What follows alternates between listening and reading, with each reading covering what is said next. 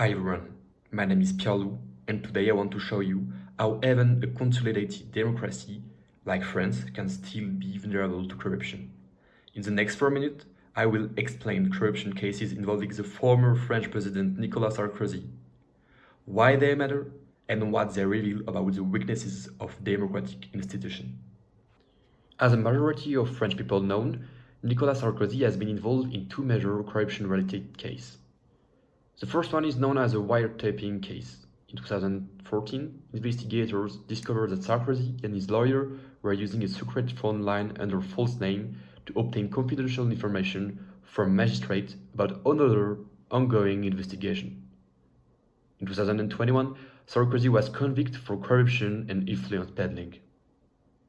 The second case is the alleged violent financing of his 2007 presidential campaign.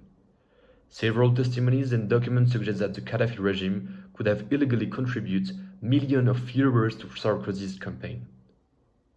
The case evolved significantly in 2025, when a new conviction led to Sarkozy serving a short period of prison time before being released under judicial supervision.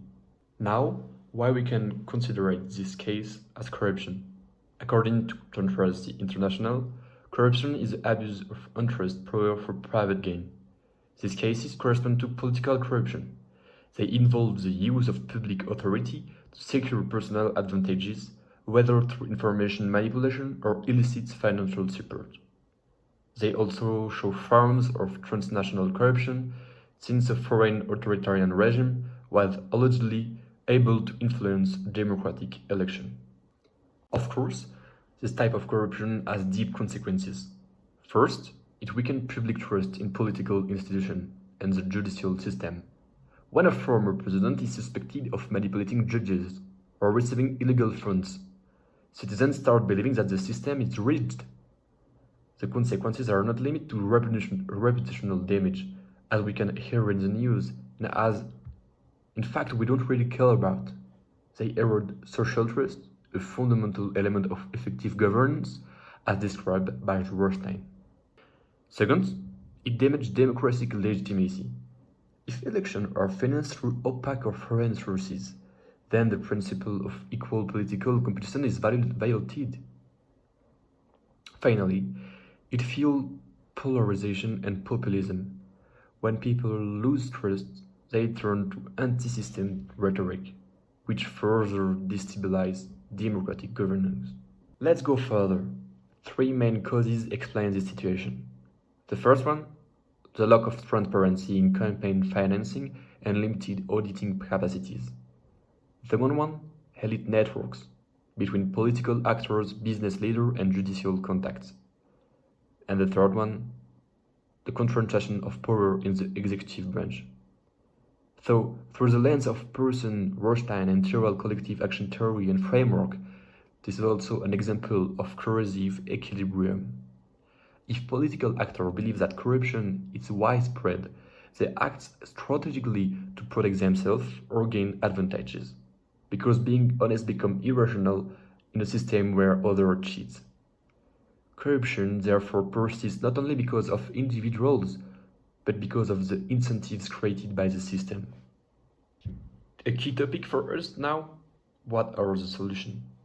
To reduce the risk of similar cases happening again, several measures are needed. First, stronger transparency and auditing mechanism for campaign financing, including real-time publication of donation and independent financial oversight, for example. Second, more independent anti-corruption institutions, such as fully autonomous national authority capable of investigating political elites without political pressure. Third, international cooperation is essential, especially for cases involving foreign funding. Organizations like the OECD, GRECO, and the Financial Action Task Force can support cross-border investigation and harmonize anti-corruption standards. Finally, supporting investigative journalism and civic education can strengthen accountability by creating external pressure on political actors. The Sarkozy case reminds us that no country, and especially a democratic country, is immune to corruption. But they also invite us to think that independent institutions, transparency, and public awareness can protect democracy. Combating corruption is not only punishing individuals, but it's reinforcing the rules that govern our collective life.